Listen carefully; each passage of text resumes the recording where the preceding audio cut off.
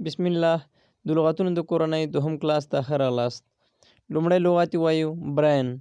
برین برین معنا ده مغزه یا دماغ. نو د برین معنا شوه مغزه یا دماغ. بلډ بلډ بلډ وایي وینې ته. نو د بلډ معنا شوه وینه.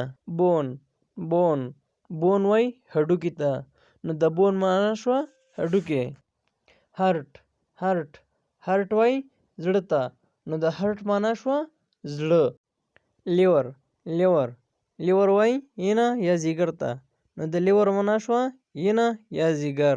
تروټ تروټ تروټ تروټ وایي ستوني ته. زیاتره خلک ورته تراټ هم وایي.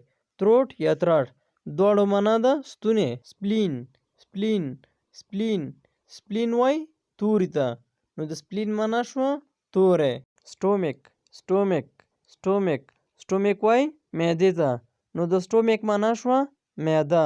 وینس وینس وینس وینس وایي رګونو ته. نو د وینس معنا شوه رګونه.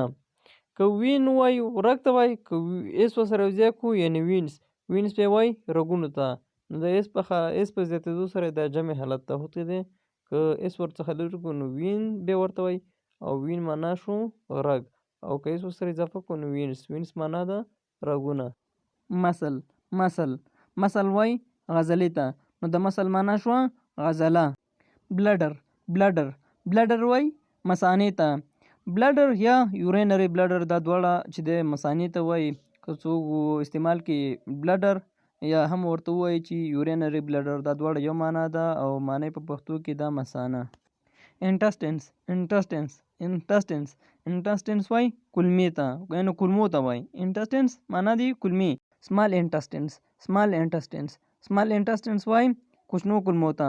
سمال انټسټینس معنا دی کوچنۍ کولمې. نو د سمال انټسټینس معنا کوچنۍ کولمې.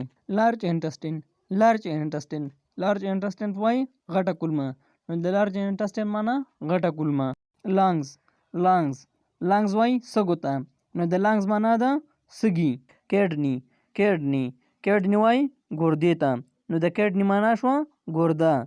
کیډني وایي ګردې ته. ریبس ریبس ریبس ریبس وایي پښتو ته. نو د ریبس معنا شوه پښتی. سپاین سپاین سپاین سپاین یا بیک بون. سپاین یا بیک بون معنا دواړه یو شی ده په پښتو کې چې هغې ته وایي د ملا تیر. نو سپاین یا بیک بون دواړه یو معنا لري چې په پښتو کې معنا کیدی شي د ملا تیر. باډي باډي باډي وایي په پښتو کې جسم یا بدن ته. باډي معنا شوه جسم یا بدن.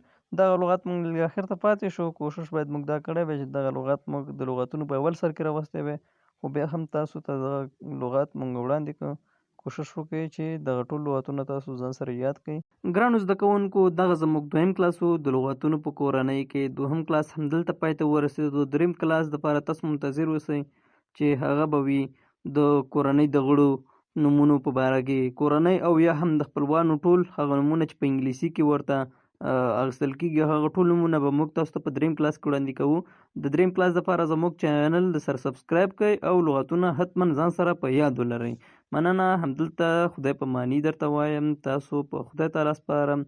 ښې شپې او ښې ورځې ولرئ.